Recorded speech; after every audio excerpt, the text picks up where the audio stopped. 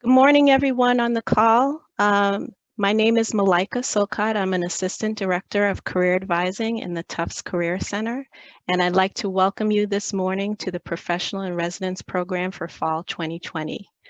Each fall and spring, the Career Center brings talented alumni volunteers to participate in this program. But this semester, it's going to be virtual for fall 2020. We're hoping that our alumni share their career experiences and advice with all students of class years and all majors. And our hope is that you students will benefit from hearing the journey that Tufts alumni have continued to pursue post leaving Tufts, and to help provide us insider info about jobs, employers, career paths, and more. It is my pleasure to welcome our featured professional and resident speaker this fall and this morning, Talani Alisa. I'm going to read her bio and then explain a little bit more about the program, and then she has the floor. Talani Alisa is the Vice President of Social Media at Fox Entertainment. She leads her team in creating digital strategies, influencer activations, and talent content to provide across social. Talani has worked in the digital space for 10 plus years, with most of her career spent at agencies in New York and DC. Prior to working at Fox, Talani was at the Glover Park Group in Washington, D.C. for 4 years, where she helped build their paid social media practice. Talani has worked across sectors including government, nonprofits, entertainment, and consumer, giving her a holistic perspective on the digital space and creative executions. Talani has a Bachelor of Arts in History from Spelman College in Atlanta, Georgia. And in 2010, she received a MALD, which for those of you who don't know what that means, it means a Master's of Arts in Law and Diplomacy, which she received from the Fletcher School at Tufts University. Upon looking at her LinkedIn, she's part of a group called ColorCom, which is Women of Color in Communications.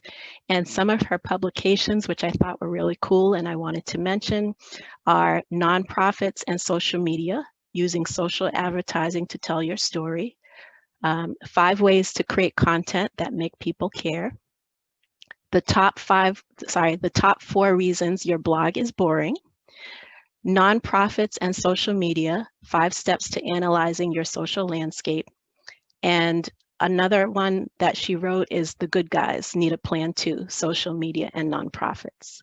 And I wanted to, before I give Talani the floor, I wanted to end my intro with one of her quotes that I found on her LinkedIn. She says, "With strong research strategy, planning, and creative thinking, any organization can create unique, engaging, and successful campaigns and presences on social." So without any further ado, I'd like to give the floor to Talani Alisa, our professional and resident speaker this morning. Welcome, Talani. Thank you. Thank you so much. That was such a nice intro. I'm really excited to be with you guys today. It's definitely a little earlier over here on the West Coast, but I am excited to join you and chat with everyone here and in the one-on-ones. So thank you guys for joining. So as she said, I went to Tufts for grad school. I had a huge win recently. I just paid off all my student loans from grad school. Yeah, very excited. So I've had Tufts on the brain a lot lately. Thanks, y'all, because that's done. So that was a huge milestone for me.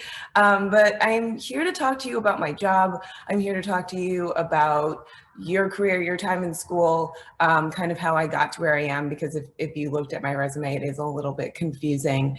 And so I want you guys to feel free to raise your hand, type any questions in the chat, interrupt me. I'm more than happy to answer any questions and definitely would love to make this a dialogue. And good morning, Ryan. Nice to see your picture. So first things first, I am originally from Boston, Massachusetts, and grew up there and in Brussels, Belgium. My father was appointed by Clinton to work for NATO, and so that's really when I started getting interested in the international space, and ultimately ended up at Fletcher. From Boston, as was mentioned, I was at Spelman College, and after that, I went to work on Capitol Hill. And I'm telling you guys this story not so much to go on and on about what I'm doing, but to tell you that your path can be so unique and diverse and different, and you can end up somewhere that you love. You can also end up a few places you don't love and then find a way out. And so I went to Spelman, and, when I was graduating college, I applied to everything. So I got into BC Law School. I got into a position teaching history and being an assistant basketball coach at BNN in Boston, and I got a Fulbright to teach English in Paris. I also got an offer from an internship that I had on Capitol Hill, and at that time, a very long time ago, it felt like the thing that was for me. It felt like the right thing to do. And so I ended up working on Capitol Hill for 2 years. And even though there's a lot of craziness happening right now in the government, and there definitely was then as well, it's definitely a very exciting place to be. It's not a huge group of people that work there. It can be kind of competitive to get in. And so for me, it was a great experience of working in a space that I hadn't been in before, and also really seeing how things work with our American government, and seeing how everything from floor votes to things that are breaking off in committee. And so I worked for your congressman, if you're registered to vote, or now Senator Ed Markey, when he was in Congress. And so I worked for him for 2 years, and it was great, and then decided to go to Fletcher. And my time at Fletcher was amazing and learned a ton of stuff. But what I did was, the summer between my first and second year, is that I spent some time as an intern in Freetown, Sierra Leone, for the US Embassy. And while I was there, I got experience working on public affairs and public diplomacy, which is essentially just communications in the government space. And so that's what really got me excited for doing more of that. When I finished at Fletcher, I decided to look into PR, look into marketing, communications, public affairs, and thought, this is for me. And I interned in PR, and I really hated it. It was awful. I thought everyone was very mean. And it was definitely not what I expected.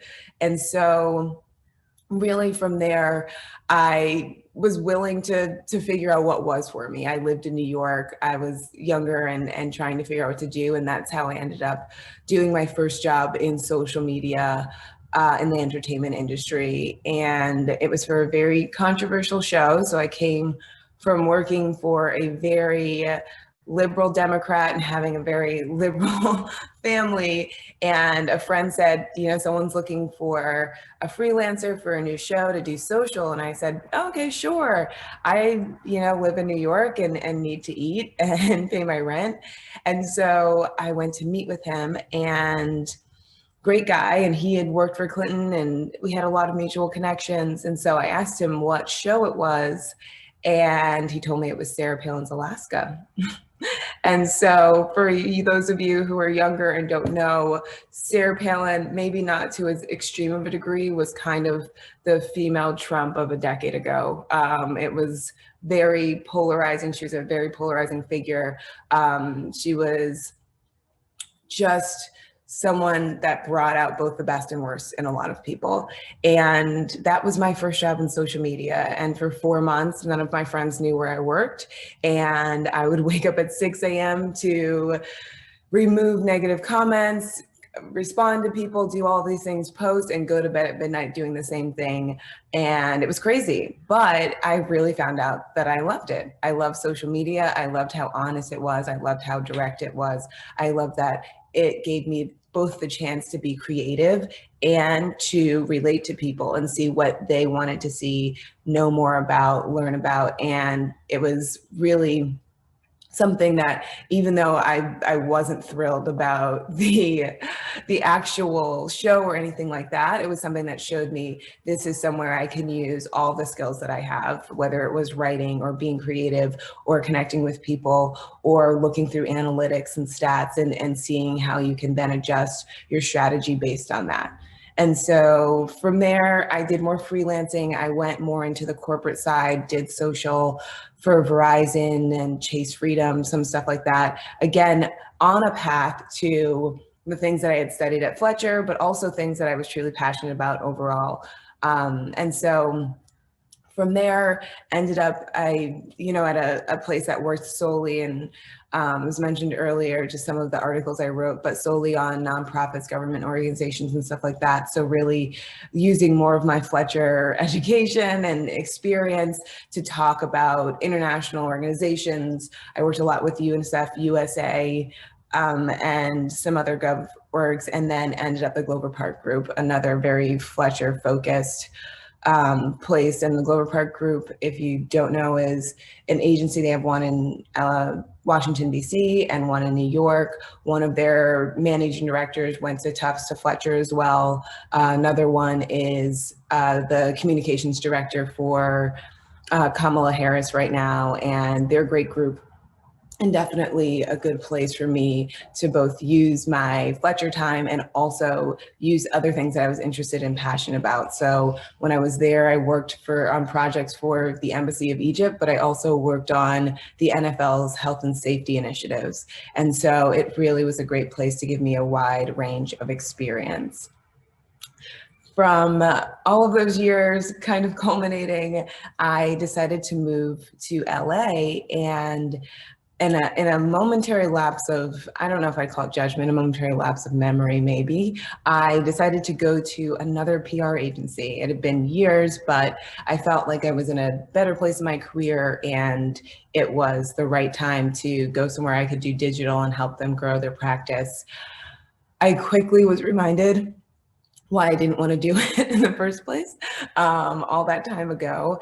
And so even though I had moved out to Los Angeles for them and they had, helped me with all this stuff, I had this moment, and I mention this because I'm sure a lot of people have this moment. A lot of people have to make hard decisions, and you'll kind of come to this as well at some point in your career. But I really had only been there 4 months, but I didn't want to stay, and I didn't want to keep doing something that didn't make me feel happy or fulfilled or interested every day, or at least a couple days a week. And so it was a very hard decision. And I say that because I've made a lot of decisions in my career. There's a lot of things I've negotiated or, chosen the path I've chosen, but it was particularly difficult. And I think a lot of times we go through this thought process because we don't want to feel like we're quitting, or we don't want to feel like we're not trying our hardest, or we don't want our resume to have a ding on it where we weren't somewhere long enough. And I really want to encourage you guys, if anything, in this talk, is to really make sure that you're doing something you're passionate about and that makes you happy every day, because it's a job, it's not your life. So you want to make sure that you have a relationship with the things that you're doing that's really proportionate to its importance, and also that adds to your well-being and doesn't subtract from it. So even though I'd only been there 4 months, I started interviewing and decided and got this great position and decided to leave prematurely, which was, I'm sure, a little surprising to the company, but also I think understanding when I explained kind of where I was coming from. And so I have been at Fox Entertainment for almost 2 years now. In next February, it'll be 2 years, and it's been amazing. It's great to be back in television. I will be very clear that it's Fox Entertainment, so Simpsons, Bob's Burgers, Prodigal Son, The Masked Singer, all of those shows and not Fox News or even Fox Sports. So that's a bigger company, but I work on the entertainment side only and interact with that only. I have a team of 7 that work with me or under me, and I have 6 social media managers. And so they're broken up by show, and they manage everything from the planning to the strategy to the overall execution, engagement with talent, engagement with producers and writers, connecting with other teams to get content made for social so that we can market the shows that come out. And then the 7th person is our digital video person who works across YouTube, Fox.com, and all of that. And so it's really an amazing position. And I'm going to close my window really quick because the garbage truck is coming. A true story that happened to me during a presentation to Kim Cattrall and a group of producers, like earlier in the quarantine, and it was horrible. Like I was like screaming because I didn't want to get up, and it was very embarrassing. So, yes, so have this great team. They work across social, and they work on, not just creating copy and writing all day, but they really work on strategy. They really work on the best approach, how to get the best digital content out there. And the most important thing about them that I really wanted to mention to you guys is that they're just a super diverse team, and not just diverse in the kind of people they are, but in the kinds of things that they're passionate about. So I have one young woman who's super passionate about Broadway, musicals, was in the theater space, went to school for theater, and loves everything Hamilton, Harry Potter, all of those things, and has an experience working on Hamilton in the social space on Broadway when she was in college and interning and just starting out. But I also have another guy who is in the color guard, which they don't have a ton of it on the East Coast, but on the West Coast, it's like the people that do the flags or the fake rifles, and they like flip him around. He's like a huge influencer. He's like 70,000 followers on Instagram because of Color Guard. And another person that's super interested in making their own videos, another guy that just got his, unfortunately it was canceled, but got his short film accepted to South by Southwest this year. And I tell you all of that because it's that diversity of thought, that creativity, that passion for wider, bigger things that really is something that makes anyone great at their job. And especially in the social space, because so much of it really requires you to be creative, to think strategically, to have experiences from places that are just outside of just the industry that you're working in. And so it's something I always look for. I was telling this team before I started that last night I spoke at a master's class for film, for TV and film on social media marketing. And someone asked me, for USC, and someone asked me what I look for in people that I am hiring to my team. And I really told them that it's that passion for bigger things. It's that interest area that doesn't just fall into social, because with any job, if you're only focusing on that, it really isn't the best way to start to cultivate new ideas or find new ways to innovate, find new ways to create things. And I'm sure any one of your professors or teachers can tell you that sometimes the ideas or the next thoughts really come from being outside of your space and seeing the world around you and experiencing that. So that is my spiel. I love it. We had a crazy, we've been working from home since March 13th, but we still were able to get a full fall slate out, which has been great for us. We're working away on mid-season. And if you guys want information, I'm happy to dive more into what the everyday looks like on one-on-ones or at the end of my presentation. But that's my top line spiel. If there's any initial questions, please let me know. Thank you, Talani, for giving us that very extensive and broad overview of all the different turning points and pivots, I guess you can say, too, in your career. That was very, very, very, very nice.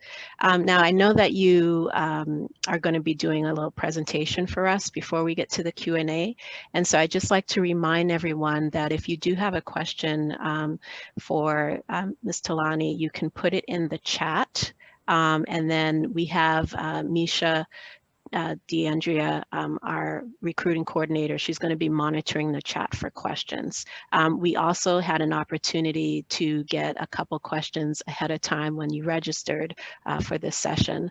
So keep that in mind. No question is too small, and if you don't want it to be broadcasted for everyone, you can send it to Misha DeAndrea privately in the chat, or me, Malaika Silcott, privately in the chat, and then we'll ask the question for you.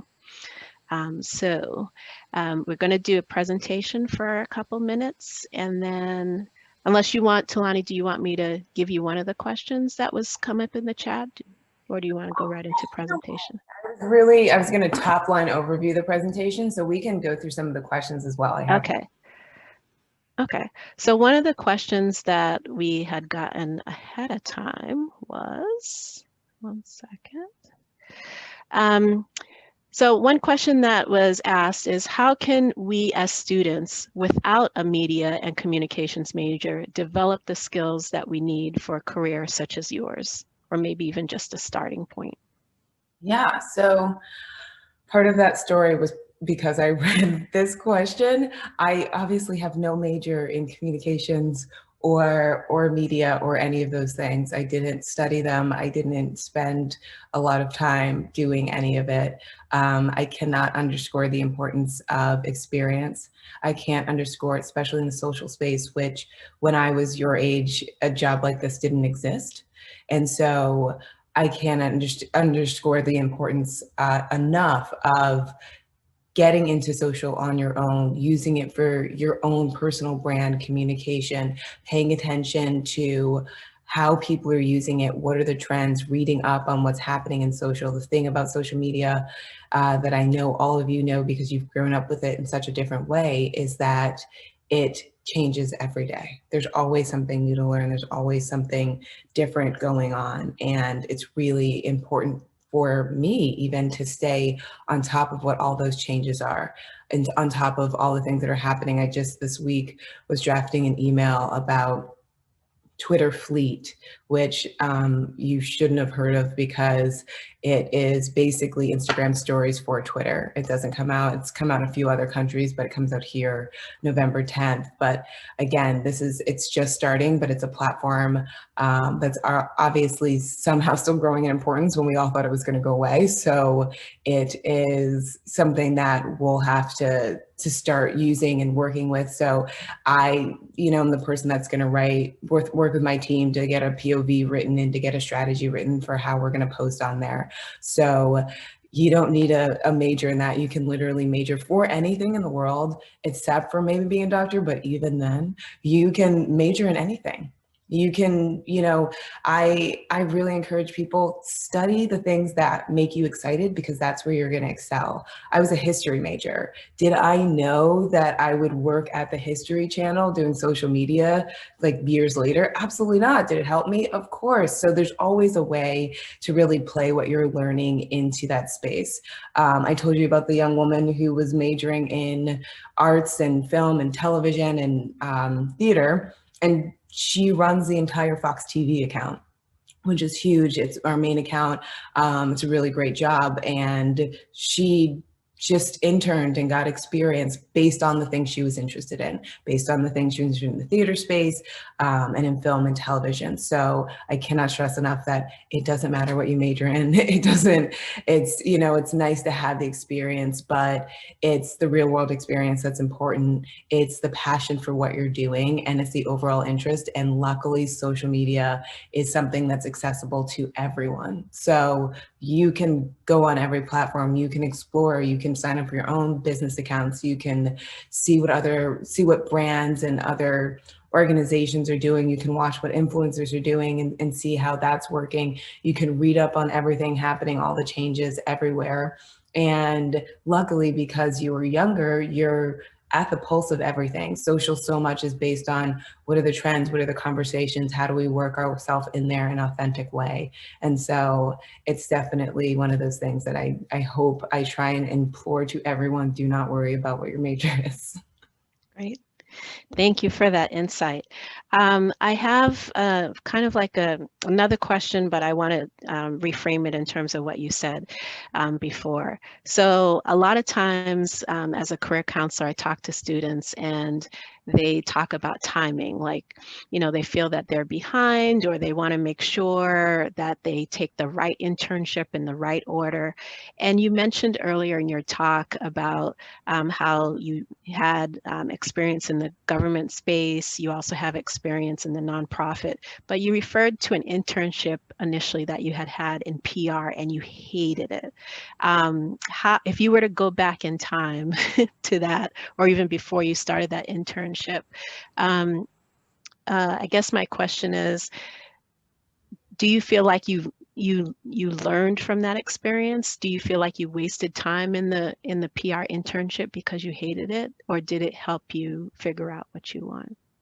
No, I'm a very big believer in that you have to trust the timing of your life. You really have to trust how things are unfolding. And I do know, because I'm there all the time, social media can make you feel like you're behind or like you've wasted time or like you're not doing the right thing or, so-and-so got this job or they have this many followers. It really doesn't matter because what I've found in my life, especially, and what I've seen with my friends is that people that are focusing on themselves and their own progress and what they really want out of life are the people that are really seeing that success. And, comparison is the thief of joy. And I really mean that. There's no linear way to get anywhere. In terms of internships, I can be very clear that from my freshman year until the summer between my junior and senior year, I didn't have any internships. I didn't intern a single place. I would come home and I would work at this really great free sports camp over in Franklin Park in Boston, like not even a full 5-minute walk from my house. And I would teach little kids basketball all summer and I had a great time and I would be outside and it was so much fun because I didn't want the pressure of an internship and I had to do this and I had to go there. And I didn't intern until the summer between my junior and senior year, and it ended up being one that was excellent, but it wasn't something that I worked up to every year. It was really like, oh, that's the one I did. And then it turned out being where I worked. But so yes, so do not stress yourself about being in every single internship. It's really, you want to make sure where you are, you're passionate about. The PR internship came after grad school. So I was interning as someone who was like 27, 28 years old, which was weird already, but I was willing because I was making a career pivot to intern and really get my, start to dip my toe in the water. And so I don't regret it, even though I didn't enjoy it, even though it wasn't for me. I learned what wasn't for me. And so I didn't go down this path of being like, oh, I can't wait to work in PR and I can't wait to this and then get there and hate it. I interned and found out it wasn't for me. But luckily that's where I met someone who had a connection that got me to my first social media job. And just to be clear, I know it can be confusing. The difference between like social media marketing and PR is really that PR, you are kind of telling people what you want them to like and saying, don't you like this? Why don't you write about it and tell me how much you like it? And marketing, especially social marketing, you're saying, I think this might be something you're interested in. Let me find ways to relate it directly to you so that we can have a conversation and I can really show you why this will be beneficial, and then taking that feedback from them and creating new things or creating more social content that really speaks to the audience and is more of a dialogue. So it's something that worked for me, but there's definitely no regrets in any of my weird internships. I think you're on mute. We have a couple more questions, but I think I'll leave the bulk of those for the end. I do want to ask one more before you share the screen. So it's in regards to some of the publications that I mentioned earlier, particularly the ones where you worked or wrote on behalf of nonprofits. And to repeat, for example, one publication was nonprofits and social media using social advertising to tell your story. The good guys need a plan too, social media and nonprofits. Can you talk a little bit about your drive to work with nonprofits and how students can, I know that they may be drawn to the entertainment world and TV and media and social media that way, but like how can they work also, or how would you suggest that they start their careers in the nonprofit sector and what that meant to you? Yeah, for sure. So working with nonprofits, NGOs, I worked with an agency that did it, but I also worked at the Center for Women and Families at one point doing some digital media for them. And you know what you have to understand is that nonprofits, obviously, it's not entertainment, it's not the consumer space, it's not even government. It's not going to be as maybe glitzy or glamorous as another position. But what you will get working in nonprofits is working with people that are smart, working with people are smart in the way that they're super passionate about a specific topic or something they want to do, that are gritty. So they're working with smaller budgets. They're working on things that might not always be top of mind for people. And so it's really amazing to work with people that are going to be a little scrappier and going to figure out how to execute things and figure out how to make sure that things are running smoothly, whether it's their job or not. And so if you're interested in nonprofits, find the ones that you're passionate about. They're always looking for people to engage. They're always looking for people that are smart and really care about the topic. And it's one of the most important things to me working in a nonprofit is that you're working for an organization that you truly believe in, because some of it's more of a labor of love. Some of it is just that you want to make sure as you do research and you stay on top of all the different things happening in that nonprofit space that you're coming from a place of passion, but also knowledge. And so a lot of those articles, it's another, again, kind of weird way that I got there. I'm super passionate about writing and creating. And so I wrote a blog when I was in grad school. And it had nothing to do with grad school. It had everything to do with dating and relationships. And then on that blog, I wrote kind of a piece. It was years ago when Scandal was coming out. And I wrote something about Scandal. And then a friend that worked at Huffington Post was like, you should publish this, or like, I want to send this to my editors. So it ended up in there. And what I did, because I knew what I really wanted to write about, was once you become a writer at that point, not anymore, but at that point for Huffington Post, you can submit whatever you want. And so though I had written a relationship and dating blog around the TV show Scandal, what I pivoted very quickly to was talking about my industry, talking about nonprofits, talking about social media, digital media. And so again, you got to trust the path. Did I know that's the way I was going to get there? Absolutely not. But when you're there, it's so much more about taking action and taking advantage of the actual situation that you're in, to make sure that you can use it for what you're truly interested in. And so that's kind of how I got into that and did more creative writing from there. I don't know if I told you, but I actually published a calendar, and that was another, like I just posted on social media one day and said, you know, drink water, mind your business, hashtag advice from a unicorn. And I thought like, oh, this is a fun idea. And this is years ago. I'm at work and I told my friends, like, I have this idea. And I always joke around that I'm an ideas girl. And so they're like, okay, Talani, sure. And I'm like, listen, what if I made like a coffee table book or a calendar or this? And my friend's like, oh, like a day calendar. I was like, that'd be so fun. So I got online and I Googled day calendar publishers, and I found a really small calendar publisher in Indiana. And I cold emailed them and said, hey, I have this great idea. And they wrote back and they were like, oh, you know, I work in this department. I don't handle this, but you know, if you have a mock-up, I'll pass it on. I'm assuming I'm never hearing from these people. I go back to Googling, I do a mock-up, I send it her way. And 3 hours later, I had an email offering me royalties and a publishing deal for the next year. And it was that quick. And it was because I just wanted to follow through and I liked writing. And so I, from there, had to write 315 days of motivational copy for the Advice from a Unicorn calendar. The weekends were combined, which is why it's 315. But the very first year, small company, I ended up selling, they sold out of the calendar just under 10,000 copies that first year, which was really successful for them.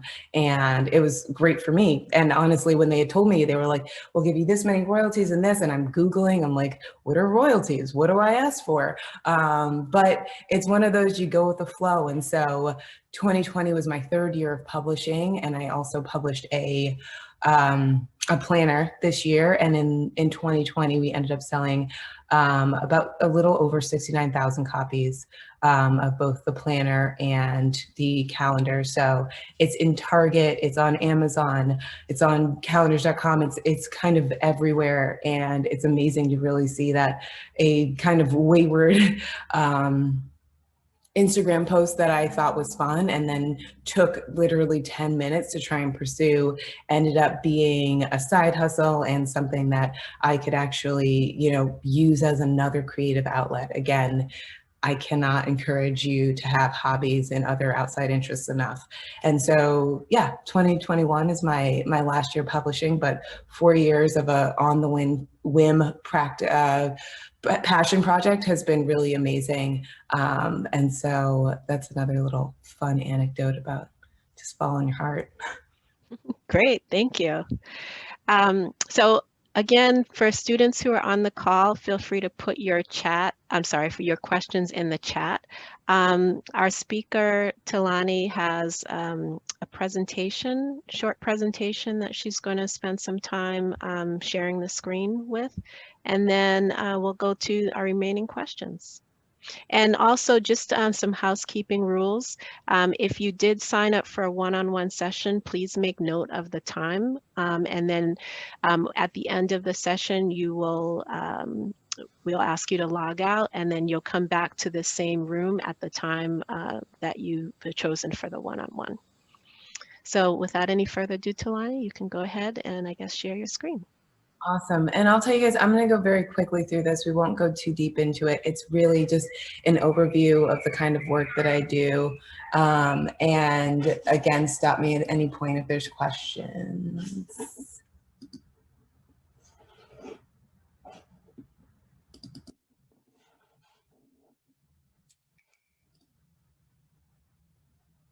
guys can see this?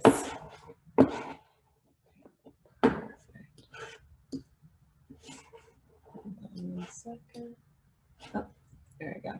So social media has changed the way we communicate. It's made everything and everyone that seemed inaccessible closer. It's where we tell stories, we read stories, and we create them as well. And again, stories are really the most important part of everything that we do in the social and digital space, but also in overall marketing communications. Things change constantly and rapidly, so staying on top of those changes is super important in everything that I do. And, it's the time now to learn how to make it work for you. And I say this, I was talking to this group last night at USC, and I don't mean now, like now's the time. I mean now, like we're in a completely different space. Social media is becoming more and more important. People are, more engaged online, and you have more time because there are less places that you can go out to. There are less things going on. So it's a really great time to explore, what your social media presence looks like, or how you relate to it, or how you can use it to grow your brand or project or anything like that. So, I wanted to just talk really quickly about how you can use social to drive awareness, encourage engagement, and increase the reach in the TV and film space, because it's super important for my everyday life. So again, as I mentioned, telling your story. You really want to start with observing everything that's going on, how people are relating to other brands, how they relate to your brand, and then using those trends as competitor notes, that research to really help you start to craft your approach. If you're working in the television and film industry, you're looking for themes, you're looking for tones that really make sense for your brand. I'm sure you guys have seen Netflix and Hulu and all of them do it a lot of, content that's really speaks to people and has a genuine conversation with the audience. Strategy overall, the best marketing teams are going to develop a strategy based on selling points, based on what the show or movie really can provide for the public. And then the social and digital team is really going to find a way to make that work for the digital space. And so all of those selling points and themes are really going to be adapted so they're easy to sell on social and digital. From there, you're going to look at the ideas that fall into those categories. We do a ton of brainstorming. Again, that's where these creative ideas and executions and all of this really come in. We brainstorm a lot. We do a lot of planning. So things for pre-premiere, premiere, and post-premiere. So that's tune in, that's catch up. Working network television, it's still something that's super important for us.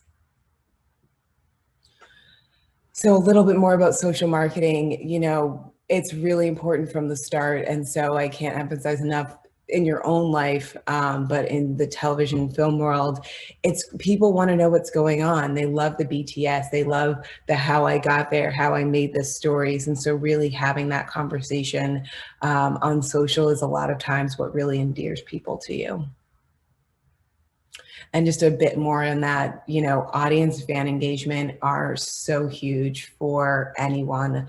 And I say this because regardless of the industry you're in, what I've consistently seen for years is that it's really important to pay attention to what the audience wants to see, the conversations they're having, and finding the authentic way to really get into those with them. A little bit on influencers and advertising. I work primarily in content marketing, but we work very closely with our media team, and I have a background in social media advertising. Ads can look like anything from posts that are promoted to working directly with influencers. Micro versus macro influencers is really micro, so maybe anyone that has 3,000 to 10,000 followers. So maybe a smaller group, but a lot of times those groups see larger engagement. And then macro obviously are your bigger influencers that are going to cost a little bit more, but also be super effective. So we usually decide those in the industry based on project, show, and all of that. Getting buy-in. I talked about this really because it is shocking, but there's still a lot of people that don't get social media or don't know a ton about it, or don't all the way trust it. So you have to convince them you're doing the right thing.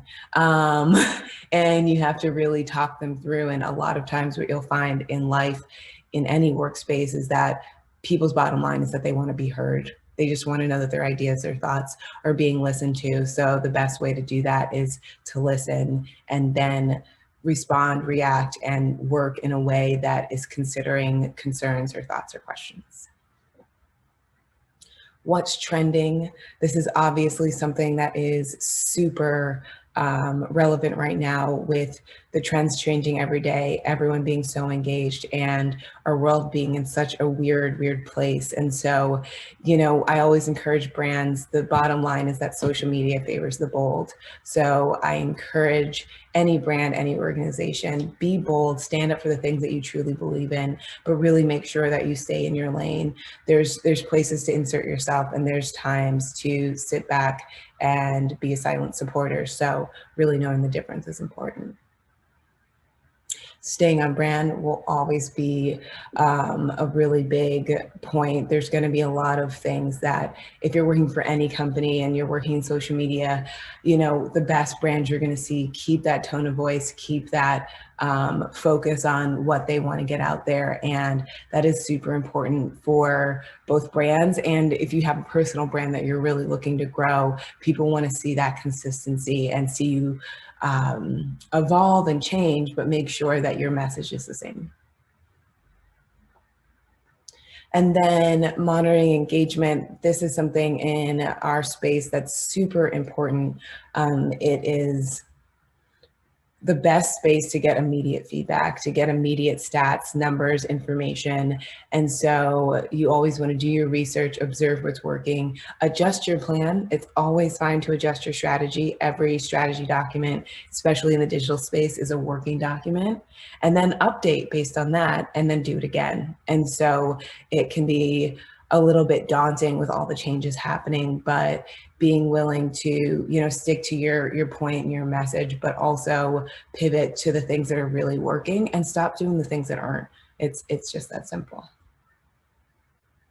This is a little bit about distribution, which is not super interesting for you guys, but we distribute across streaming platforms, Hulu, other VODs, and then obviously websites, email promotions, all of that. And so if you're looking in the social, in the TV and film space, and that's something you're interested in, any team that you're working with, or even if you're working your own, everyone's looking for content right now. So make sure you're sharing far and wide with what you're putting together. And then I just have two quick case studies. The first one is our Fox TV rebrand. When I started, I knew that our Fox TV, our main page, needed a refresh. And so worked with my team to create a completely new strategy. About a year ago now, we had our intern delete a couple thousands of posts from our Fox TV Instagram account, unfollow everyone on Twitter and Instagram, and had a huge refresh. We got some media pickup, and the point of that refresh was really so that we could change our tone and our voice in the social space to something that was more engaging, spoke to fans, and allowed us to have conversations that we weren't before. So it's been a huge success. These numbers are even from, I think, last month. So we've grown by a couple 100,000 across accounts, and have most importantly seen the engagement with fans and the audience really change and deepen. And then the second case study is our TV for All campaign and Pride 2020. So obviously this was a very different Pride season. And so we worked with a woman named Sydney Claire. She's a photographer, also from Boston. And I've known her for a few years and had her do photo shoots with our LGBTQIA plus talent, but they were all FaceTime photo shoots. And we do this really great project where we use prisms, and she edited it to really make it feel impactful. And we also partnered with GLAAD. We did a drag queens and cocktail segment every Friday for the month. And we saw great media pickup, but we also were able to establish our voice in a way that we doubled down on our interest in inclusion and really having conversations that people cared about.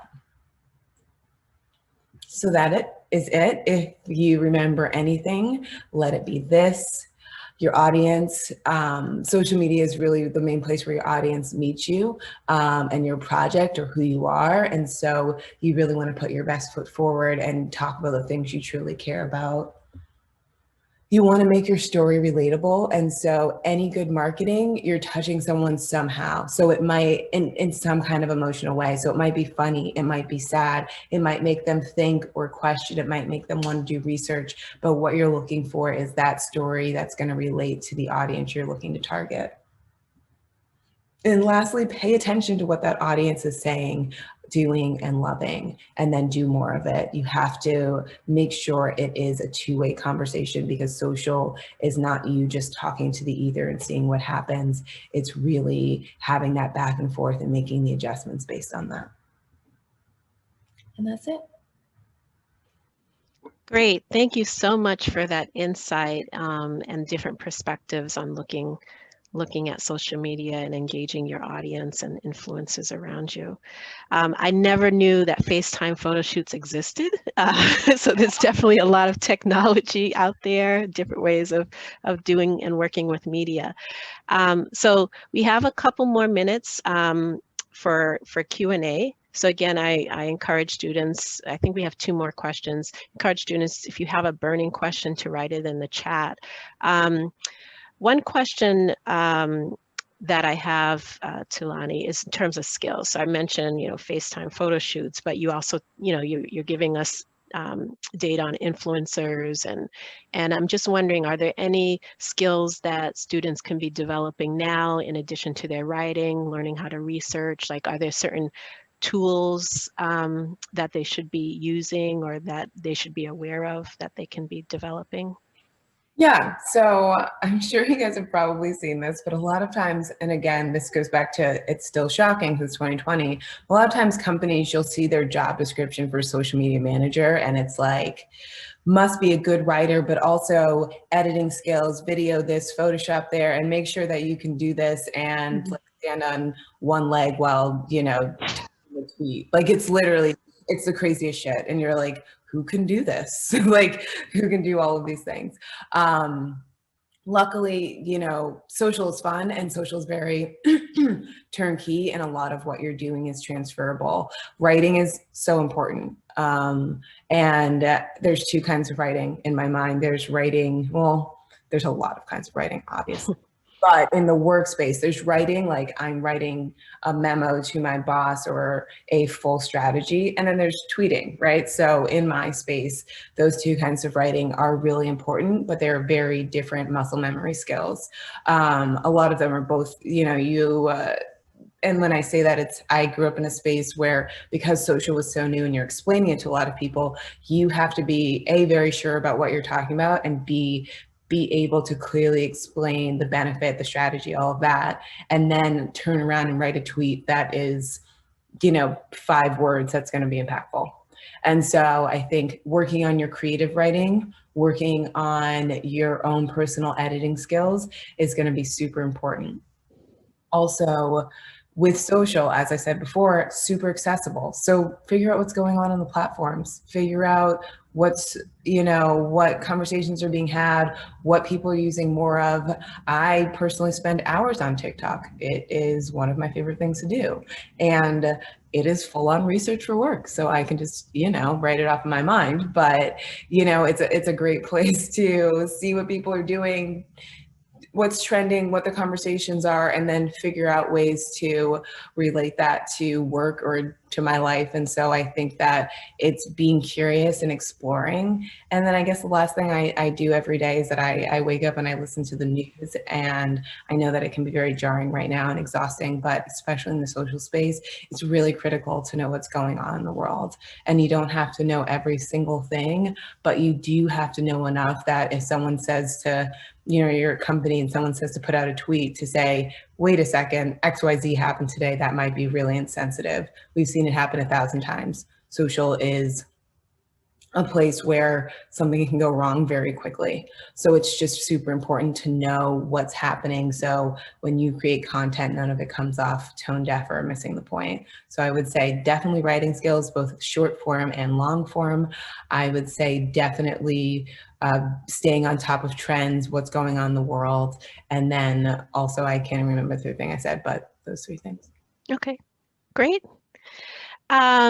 One last question. I know you're probably parched at this point. There was a question about, well, actually, there's 2 questions, but some of them I think they're going to ask privately because they have one-on-one with you. So I'll just ask a general question.